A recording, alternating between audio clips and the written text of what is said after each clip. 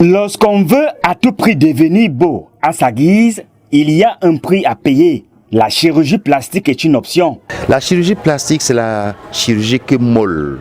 Nous, on fait tout type de chirurgie plastique. On fait la chirurgie de nez, la rhinoplastie, on fait la chirurgie de bouche, on fait la chirurgie mammaire. Les jeunes filles et les jeunes garçons, c'est là où il y a beaucoup de gens. Ils veulent toujours le six-pack, ils veulent pour la gynécomastie, ils veulent augmentation de fesses, ils font la liposuction, augmentation de seins par la graisse, ils veulent la réduction des lèvres, ils veulent des pommelles, ils veulent beaucoup de choses. Tout cela a un coût. Ça dépend de ce que le malade veut faire. 250 000 francs CFA par zone, un minimum. La chirurgie plastique peut arriver jusqu'à 5 millions. Cette pratique est de plus en plus observée au Cameroun sous l'appréciation des citoyens. Les gens qui subissent ce genre d'opération sont complexés par leur apparence physique. Et donc, elles aimeraient changer ce que Dieu leur aura donné. Généralement, pour les femmes, ce sont c'est le postérieur ou alors la poitrine.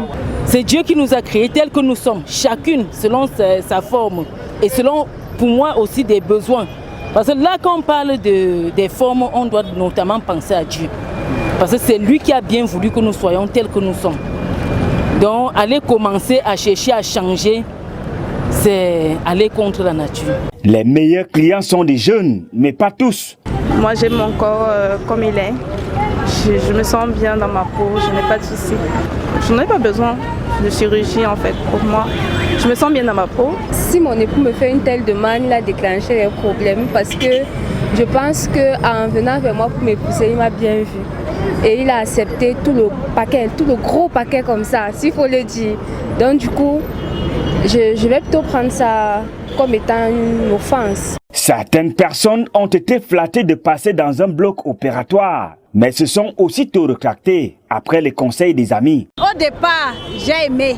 Dans les seins, dans le nez, même dans le corps et tout, oui. J'ai vu et j'aimais, j'ai apprécié vraiment. Je voyais comment ça les rendait vraiment beau, ça les rendait vraiment joli et puis ça me plaisait. Mais plus le temps passe, eux-mêmes, ils m'ont aussi fait comprendre qu'il y a eu les effets secondaires qui n'étaient pas désirables. Donc du coup, ça m'a une fois dégoûté et j'ai enlevé ça directement dans ma tête. Donc je ne peux pas conseiller à quelqu'un de se faire passer à cet acte-là.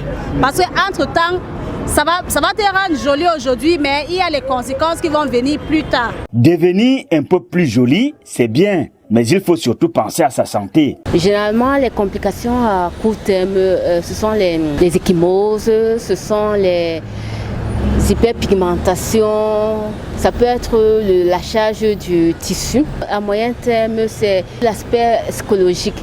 On a fait une chirurgie et on ne se reconnaît plus, on a du mal à accepter son corps. À long terme, on peut aussi avoir des cicatrisations qui sont lentes à s'installer.